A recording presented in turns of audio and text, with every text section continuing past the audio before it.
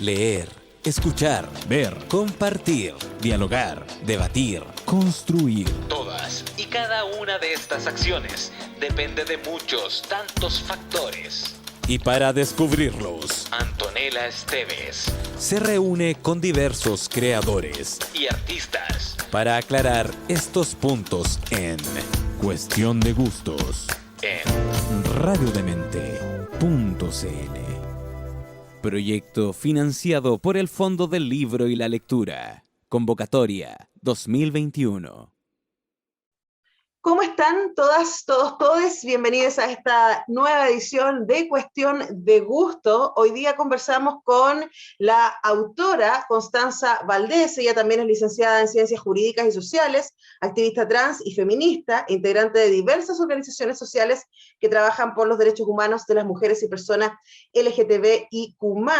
Fue la primera mujer trans en Chile en exponer ante la Comisión Interamericana de Derechos Humanos y la Corte Interamericana de Derechos Humanos. Trabajó como asesora legislativa en la Cámara de Diputados y en la incidencia legislativa de diversos proyectos importantísimos como la Ley de Identidad de Género, la reforma de la Ley de Antidiscriminación y derechos de filiación, entre otros. Fue candidata constituyente por el Distrito 7 y además ahora es candidata a diputada, lo que vamos a estar conversando de eso también y por supuesto de este libro, Un cuerpo equivocado, es una pregunta, no es una afirmación, identidad de género, derechos y caminos de transición. Constanza, ¿cómo estás? Bienvenida.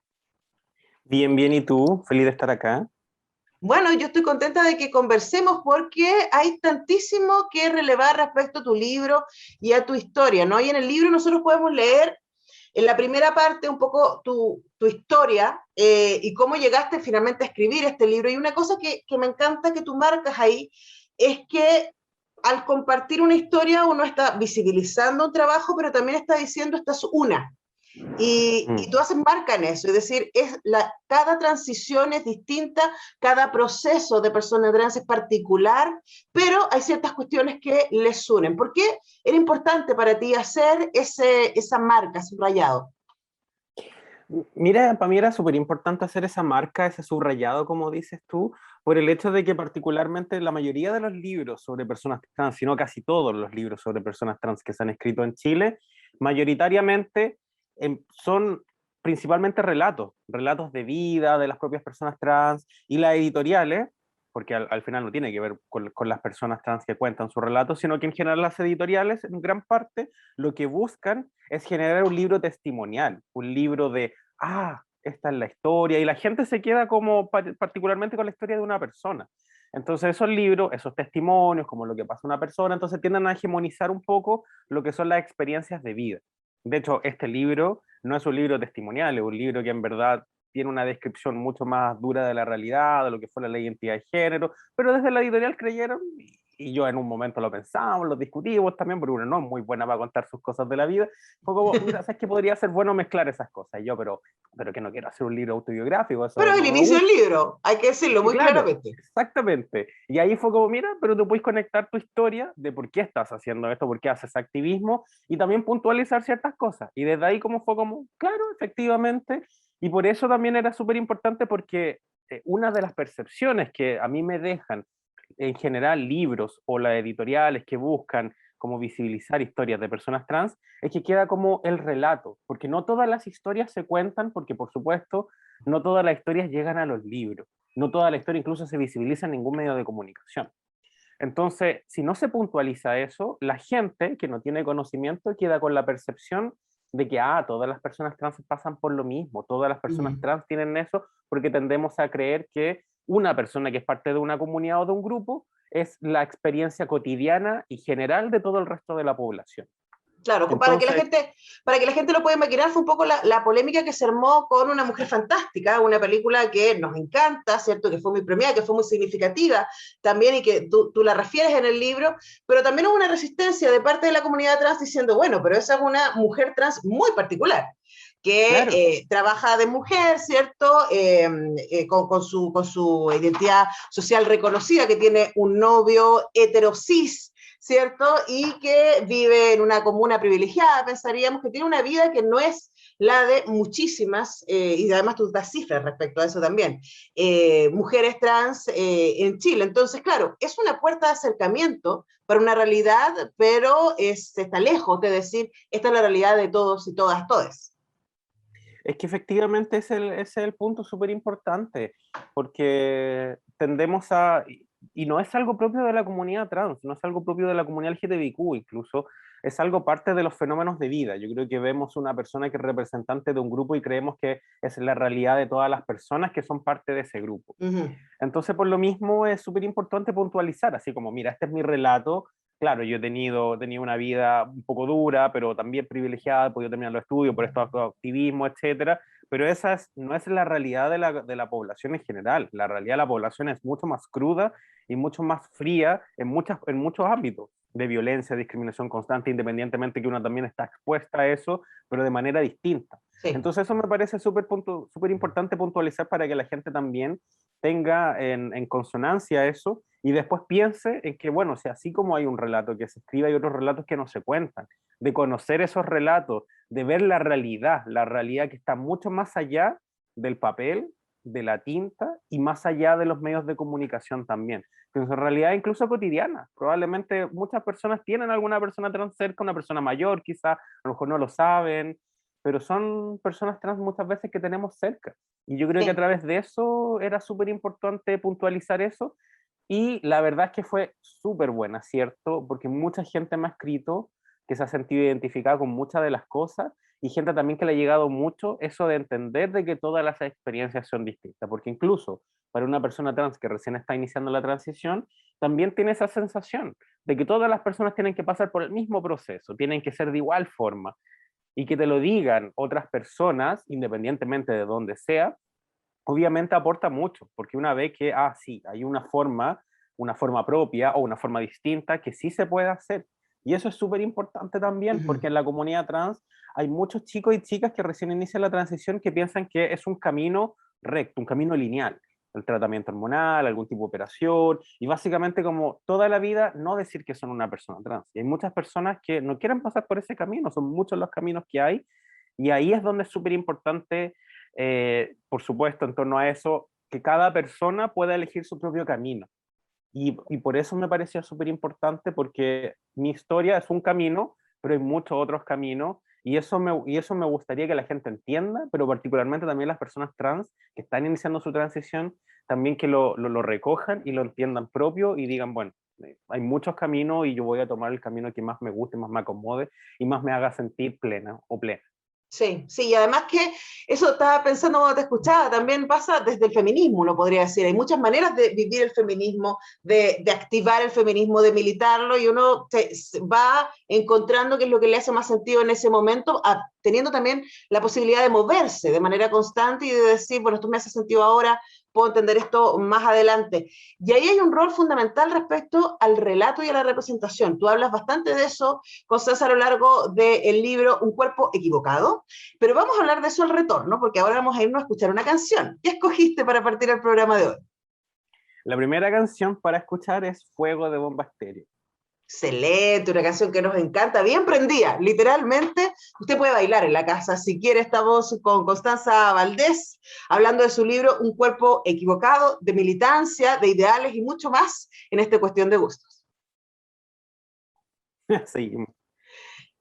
Estamos haciendo cuestión de gustos con Constanza Valdés, hablando de su libro Un cuerpo equivocado, editado por nuestros queridos amigos de La Pollera, a quienes les tenemos muchísimo cariño. Yo soy autora de La Pollera también, entonces estoy ahí absolutamente camiseteada con el equipo, y nos encanta el cuidado y el cariño que le ponen, y tú lo dices a lo largo del libro también, Constanza, lo referías antes, ¿no? No todas las historias han sido contadas, y reconozcamos que una de las bases del patriarcado ha sido el relato, ha sido que quienes cuentan las historias y crean esta idea de naturalidad, de naturalización, de normalidad, son quienes han tenido el privilegio de hacerlo, y en general han sido hombres blancos heterosis a lo largo de la historia, ¿no? Y por lo tanto hay un montón de historias que han quedado invisibilizadas, y tú dices acá, o así yo lo entendí, una de las razones por las que tú escribes este libro es porque puedes hacerlo, cosa que claro, no todas las personas de la comunidad trans tienen el privilegio y por lo mismo la responsabilidad, ¿no?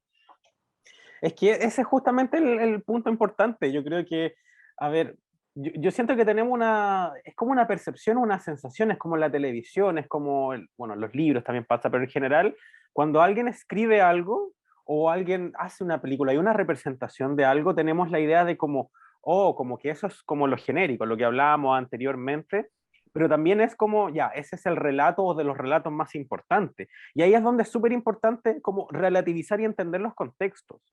Una pudo escribir ese relato porque hay una trayectoria, hay un activismo, porque también está la posibilidad, tuve la suerte, me ofrecieron, lo empezamos a trabajar, pero hay muchas Pues otras tuviste personas que educación no. formal que pudiste Tuve terminar. educación formal que también permitieron llegar a eso, pero muchas personas trans no tienen esa oportunidad y eso significa que sus historias no valgan la pena ser contadas, no, en absoluto. Y ahí es donde es súper importante puntualizar eso, o sea, lo que se tiene que, sobre todo, solucionar en este ámbito es mejorar el acceso a las oportunidades y efectivamente a la igualdad, porque hay muchos relatos y que tradicionalmente lo cuentan estos hombres heterosexuales. De hecho, Ujú. hay libros sobre personas trans que son contados por personas heterosexuales, por periodistas, independientemente de que sean las personas trans en primera persona, pero al final se transforma en un libro donde el foco es el periodista que recoge estos testimonios, pero que no hay un análisis de fondo, un trasfondo donde yo conecto esto y que sea alguien de la comunidad, donde es súper Ujú. importante, porque hoy más que nunca, justamente a propósito de las luchas identitarias, las luchas de la representatividad, también ponemos en cuestionamiento la misma producción del conocimiento, donde Ujú. ahora el conocimiento ya no es este erudito donde su conocimiento es imparcial, sino que también su clase, su género, también tiene un impacto directo en lo que investiga y escribe.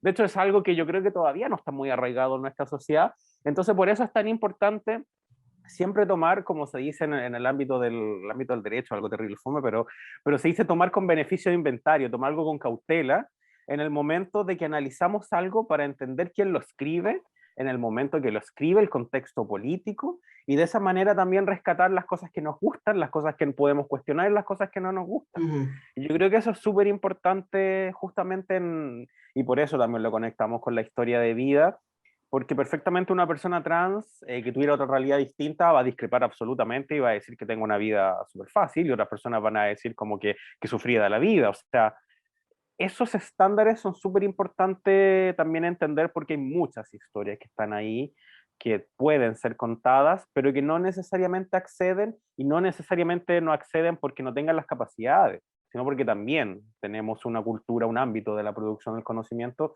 que todavía está ahí intentando romper un poco el elitismo. Yo creo que la editorial ha jugado bien ahí en torno a los libros independientes, etcétera, pero todavía yo creo que falta Todavía romper un hay un poquito más camino. el... De hecho, en el libro tú refieres también a la academia, ¿no? Y es súper interesante esto que tú señalas porque epistemológicamente, ¿cierto? Se ha instalado la idea de un conocimiento objetivo. ¿Cierto? Y de que la idea de un método científico asegura la objetividad de quien está observando. Y a estas alturas decimos, no, todo quien observa, por muy serio, rigurosa que quiera ser, de todas maneras va a tener una agenda y va a tener una cultura que le define y que por lo tanto va a dejar ciertas cosas afuera. Eso todavía es mucho más evidente en el espacio de la ficción, uno podría decir. Y a mí me llamó la atención que tú dices que para tu proceso fueron súper importantes los vínculos que te llenaste, ¿cierto? De amigos, de amigas que te acompañaron, pero también de ciertas películas, de ciertas canciones. Hablemos un poquito de eso, ¿no? De la producción pop que ha ayudado a visibilizar, pero también ha creado prejuicios respecto a la comunidad LGTBIQ+. Mira, justamente en torno a eso, yo, bueno, con el momento de que inicié bueno, estaba así como ya estaba como decidida, que fue como a los 23, como ya en ese momento donde dije, ya acá no hay vuelta atrás, porque en un momento una sabía que estaba algo, pero era algo como que lo iba postergando, como pateando. Y Es que algo además, personal, en verdad, yo tiendo a encapsular mucho las emociones y como patearlas por cuando llega el momento, y después obviamente la Connie del futuro va a llegar el momento donde tiene que hacer cargo de todas esas cosas, como lavar la loza. Dice, no, ya la Connie del futuro, la Antonella del futuro va a lavar la loza. Y después llega la Antonella del futuro, la Connie del futuro y dice, uy, tengo que lavar la loza. está aquí el Maldita alto seas, plato, Connie. gallo. Maldita seas, Connie del pasado. Entonces en ese momento estaba en ese periodo donde, claro, la principal información que yo veía era casi nula. O sea, era esta lógica de como ser una mujer trans casi perfecta, donde tú tenías que esconder que era una mujer trans, pasar por todos los procesos de hormonación, de operaciones. Y en la producción pop en ese momento, antes del 2015 aproximadamente, había muy poco, 2014, 2013, habían películas, por supuesto, pero gran parte de estas películas tenían mucho, primero, las mujeres trans eran protagonizadas por hombres y género que hacían de mujeres trans y tenían mucho de estereotipo. Y no había mucho respecto a personas trans que escribieran esto. Yo recuerdo que una de las cosas que me marcó, y creo que eso no lo mencioné mucho en el libro, porque de nuevo, como que no quise hacer una historia de mi vida, voy a ser súper sincera, una tiende a como algunos detalles que no van al caso, pero recuerdo una de las cosas que me marcó mucho es que hay un grupo que se llama Against Me, es un grupo punk que está liderado en este momento por una mujer trans. La vocalista es una mujer trans, Laura Grace, algo así, si no me equivoco se llama, y hay un disco exclusivamente asociado con canciones de temática trans.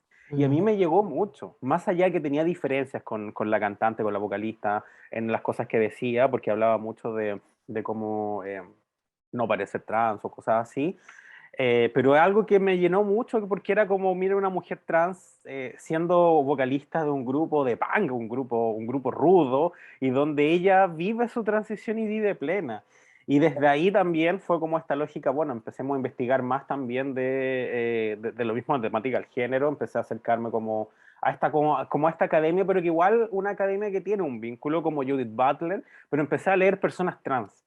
Pero lamentablemente en Chile no había casi nada. Entonces recuerdo haber buscado en Estados Unidos los PDF y todo. Ahí lamento a la autora, no me van a escuchar, pero lamento haber pirateado sus libros, pero me ayudaron mucho. Que eran mujeres trans que escribían sobre la historia trans y también sobre las temáticas trans, pero vinculados con no solamente su proceso de vida, sino que era como la historia, los procesos, lo que significa también la transfobia, las problemáticas que se generan. Y desde ahí también fui como vinculándome y otros textos, y bueno, esto más producción del conocimiento, de personas trans en España. Pero la producción pop, además de la música, un par de películas, y de hecho la película que más me marcó, creo, a pesar de que no actúa una mujer trans, es Lawrence Anyways, de Javier Dolan. Una película muy bonita y que marca también como un elemento súper importante en torno a la historia de la transición de las personas trans. Y eso sin duda va marcando, pero el gran problema, yo creo que antiguamente, yo creo que ahora ha mejorado un poquito, es que siempre es como el típico relato, siempre era como la típica historia, no había representación trans, y eso sin duda ha ido avanzando un poquito, pero sigue estando muy ausente lo que es, por ejemplo, el documental Disclosure en Netflix, lo que es La Mujer Fantástica, lo que es la película, ¿cómo se llamaba? No, era El Diablo, no me acuerdo, que había una mujer trans que es actriz chilena, también que es una película que se grabó en París, si no me equivoco. El Diablo Magnífico, El de Diablo Nicolás Vidal. Magnífico, efectivamente. Y han ido apareciendo más producciones también en el mundo de, si no me equivoco, de la producción teatral también, pero esto lo hemos visto en el último paso de los últimos, ¿cuántos? 4 años, 2017, 2018, a propósito de que fue la pugna más fuerte de la ley de identidad de género. Claro, Entonces, pero eso en Chile, porque a propósito claro, de que tú nombras Disclosure, yo creo que es un súper ejercicio para ver ese documental de Netflix en donde un grupo de actrices, actores, creadores y creadoras trans analizan la cultura pop con las que ellas crecieron. Y eso es bien impactante porque no solamente esas personas crecieron con eso, sino también nosotras las personas heterosis, que nos hicimos una idea de lo trans a partir de estas representaciones que en general estaban vinculadas con violencia, con maltrato, con ridiculización, ¿cierto? Con unas exageraciones bien poco cuidadosas que generaban, claro, en quienes estamos afuera de la comunidad, esta idea de, oye, esta gente rara, ¿cierto? Esta es otra gente, pero a mí me impactó mucho, Constanza, y ahí el poder de la representación, ¿no? Las reflexiones de la misma gente al interior de la comunidad diciendo, pero yo no quiero ser eso que muestran, no tiene nada que ver conmigo. Es muy, muy importante lo que sucede ahí. es que ese es justamente el tema, porque la gente se queda con esa representación, con ese dato, entonces empiezan a asociar todo relacionado con esa comunidad a una persona en particular. De hecho, y esto es una anécdota que no la mencioné en el libro, pero en el momento de que yo tuve la... Uy, sí, hay varias cosas que no he mencionado, pero es que de nuevo como que yo creo Pero que hay que mencionarlas. es solo un libro, tú tienes Sí, tantas cosas que contar. claro, entonces, por ejemplo, esto es algo que no he mencionado nunca, o sea, no he mencionado mucho, que tiene que ver con lo que me pasó con mi mamá y por qué nos distanciamos al momento que hice mi transición. Ella, bueno, ella se enteró literal, se enteró por la prensa de alguna manera, o sea, en el momento estaba haciendo activismo y se enteró porque me encontró el Twitter que tenía en ese entonces, iba encima en ese tiempo en la tramitación de la ley de identidad de género, me dio una foto con la expresidenta Bachelet. Y fue a darse cuenta ahí. Y ahí después tuvimos la conversación, me increpó y una de las primeras cosas que me dijo si es que había dejado la carrera y si es que estaba en el trabajo sexual. Y ahí es donde está esa representación. Una mujer trans siempre tiene que estar en el trabajo sexual. Y mucha gente se queda con eso. De hecho, una perfectamente, y esto también, una perfectamente puede ir caminando por la calle y te van a mirar muchos hombres casi como si fuera efectivamente una trabajadora sexual. No tienen nada de malo el trabajo sexual, pero hay un estigma relacionado exclusivamente con la comunidad. Lo mismo pasó y sigue pasando particularmente con la comunidad de hombres gay, donde lo asocian exclusivamente al VIH-Sida. Mm. Entonces, desde ese punto de vista, efectivamente la representación efectiva, pasó un gato, hace que podamos tener realidades distintas y sobre todo desestigmatizar todo eso que asociamos a una comunidad en particular. Porque hasta el día de hoy todavía yo creo que gran parte de la población o un sector sigue creyendo que la comunidad trans es casi artes escénicas, lo que es el circo, lo que es básicamente, o el trabajo sexual, y eso sería como la realidad, o todavía se asocia al hombre gay como a la loca, por así decirlo, y de hecho por lo mismo mucha gente también hay una misoginia súper grande también dentro de la comunidad, pero todas esas estigmatizaciones son súper fuertes. De Sí, pues. hecho, bueno, en su Y, momento y pasaba a las ahí mujeres lesbianas. la representación tiene un rol tan importante porque genera acercamiento o distancia. Vamos a seguir conversando con eso. Estamos con Constanza Valdés a propósito de su libro Un cuerpo equivocado. Pregunta, ¿un cuerpo equivocado? De editorial La Pollera, porque ella sostiene en el libro, nadie nace con el cuerpo equivocado, vamos a hablar respecto a eso, pero ahora vamos a ir a escuchar música. ¿Qué vamos a escuchar ahora, Constanza? Ahora vamos a seguir con una canción movida y es Platata de Mon Laferte. Qué buena canción. A mí no me gusta mucho el reggaetón, pero esta canción me la banco porque encuentro que es tremendo el tema. A mí tampoco me gusta mucho, pero Mon Laferte, amo Sí, Platón. no, esto está interesante. Estamos con Constanza Valdés en Cuestión de Gusto. ¿Un cuerpo equivocado? Esa es la pregunta que titula el libro de Constanza Valdés y ella es muy clara en decirlo en el libro. Nadie nace con el cuerpo equivocado y ese es uno de los mitos que se construyen alrededor de la comunidad trans. Expliquemos un poquito por qué era importante ir contra ese mito de manera directa. Mira, una de las razones principales de por qué decidí hacer como ese, como, bueno, el título, que fue lo que lo conversamos, pero por qué abordar de inmediato eso, es porque por mucho tiempo la gente, y de hecho en la sociedad, o sea, la comunidad biomédica y todavía en la población, para aceptar la población trans o para entender los procesos de transición, decían que las personas trans nacen en un cuerpo equivocado, porque tenemos un cerebro, una mente que es de hombre o de mujer, bien binario el concepto, pero un cuerpo que es de hombre o de mujer y que es distinto. Entonces, el sexo biológico está desconectado del sexo psicológico. Y para mucha gente es como, ya entiendo, ya eso es difícil, o sea, una persona, y ahí es donde empiezan estas cosas como las personas que creen que eso es algo que se puede revertir, otras personas que creen, pero que hay que ayudarla porque no hay ninguna solución al respecto, pero ayudarla porque no hay ninguna otra solución al respecto. Entonces, donde ahí lo que se genera, y quizás la gente no lo entiende de esa manera, pero lo que se genera básicamente desde afuera es decir que las personas trans son enfermas, o sea, nacieron con algún tipo de una problemática y directamente la identidad de género responde a esa problemática y que toda la gente nace hombre o mujer y que no hay ningún cuestionamiento y de que todo es muy binario. Y resulta que han habido muchas investigaciones al respecto, que definitivamente incluso en el ámbito cromosómico, XY, tampoco son las únicas variaciones que existen en torno al genetismo y lo que es el binarismo de género. También hay muchas personas que incluso dentro de este paradigma del binario también tienen características hormonales de la intersexualidad. algo que se ha empezado a estudiar hace 10, 15 años atrás, porque antes se hablaba del hermafroditismo, un concepto que no tiene ninguna semejanza con la naturaleza humana, sino con la naturaleza en general mucho más animal, incluso de planta. Entonces, de ese punto de vista, lo que quería desmitificar era como, oye, mira, ninguna persona nace en un cuerpo equivocado si asociamos a cuerpos como femeninos o como masculinos porque tenemos una tradición, efectivamente, hay una lógica reproductiva detrás, hay ciertos cánones culturales, y ahí también era súper importante porque tampoco era la intención despojar que en general también hay algo asociado, lo biológico asociado también a lo social que todavía sigue estando muy presente. Por supuesto, Porque la no ideología de vas. género en toda su magnitud.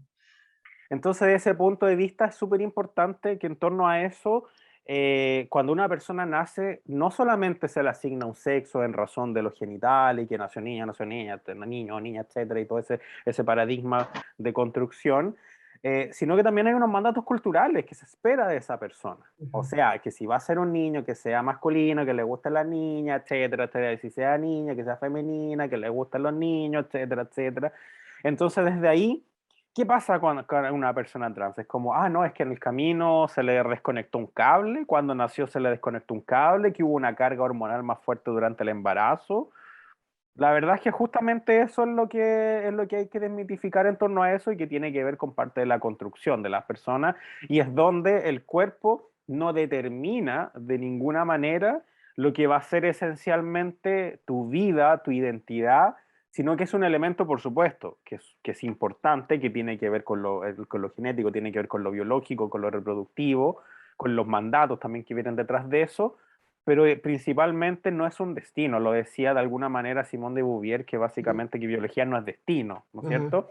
Que era como para hacer esta desconstrucción en términos de lo que significa la diferenciación entre el sexo y el género, etcétera, y es donde también hay un cuestionamiento a lo que significa el sexo, porque hablamos de sexo biológico, porque necesariamente creemos que va a haber esa desconexión tan grande si es que efectivamente las mismas personas pueden resignificar también las corporalidades.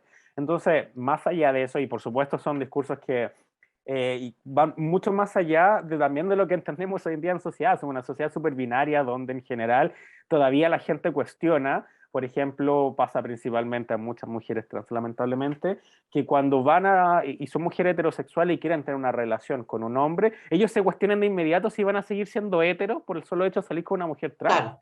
Entonces, esas problemáticas diarias, todo de eso nace de un paradigma inicial donde creen que efectivamente las personas o nacen en un cuerpo equivocado, que de alguna manera nacieron niños o niñas y que como que de un momento a otro como que hicieron la transición porque sí. Claro. Entonces ahí, esa era una de las cosas que justamente quería como, es un hilo bien largo que se tira en torno a eso, que parte de esta patologización, de creer Pero que las también personas trans tienen un grado de enfermedad. pero que también es absolutamente cultural, ¿no? En el libro tú hablas de los Two Spirits del mundo de las naciones primeras de Estados Unidos, ¿cierto?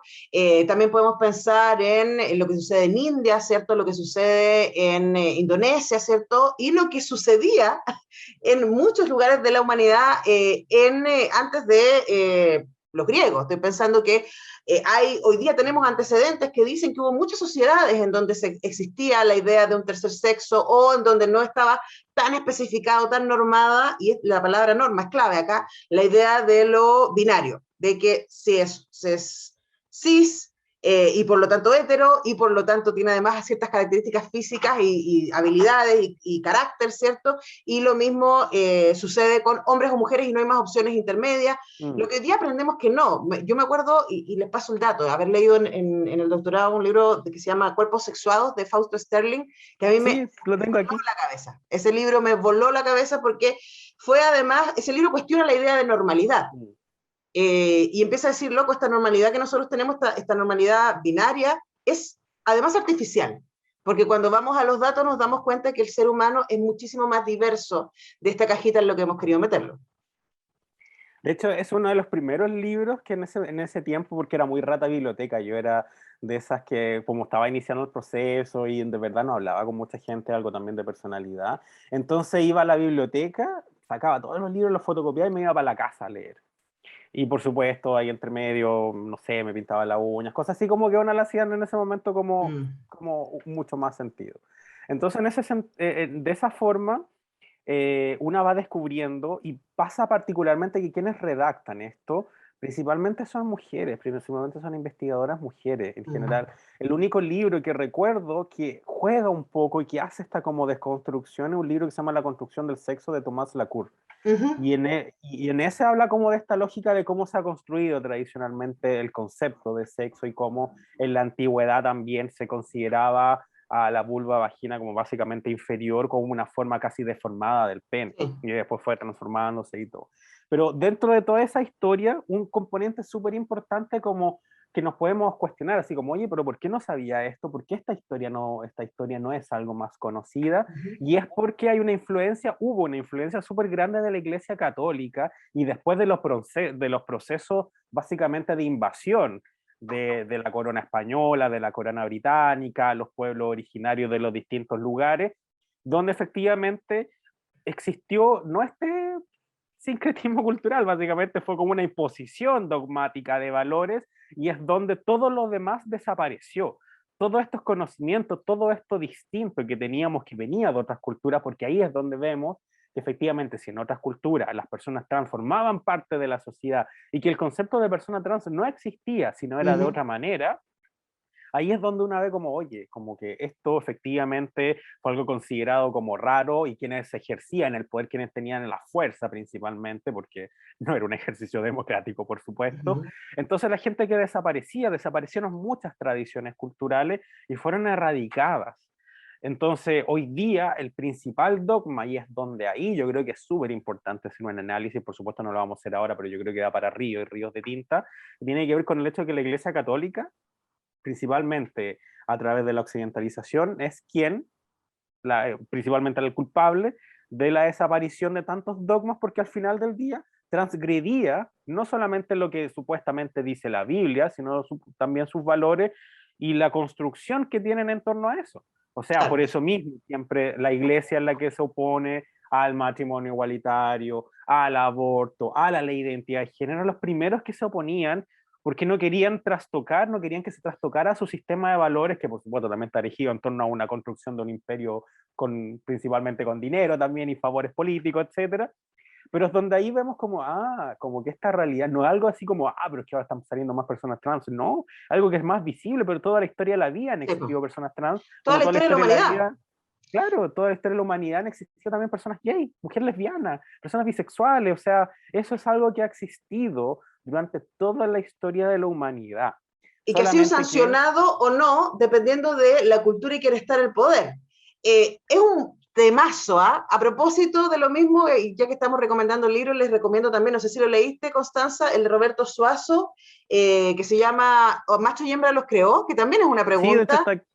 Y mira, me encanta. Compartimos biblioteca aquí con la Constanza. Es un gran libro para hacerse esta pregunta y para poner en cuestión la idea de esta heteronormatividad, que es una construcción cultural que está instalada desde hace más o menos 4.000 años, pero antes de eso había muchísima más diversidad y paralelamente en estos 4.000 años en distintas culturas ha habido otras maneras también de entenderse y de ser. Estamos conversando con Constanza Valdés, nos queda poquito tiempo, Constanza, vamos con un tema. Ahora vamos a ir con la canción de Guess Me, que se llama True Trans Soul Rebel, una de las canciones que más he escuchado durante ese tiempo. Perfecto.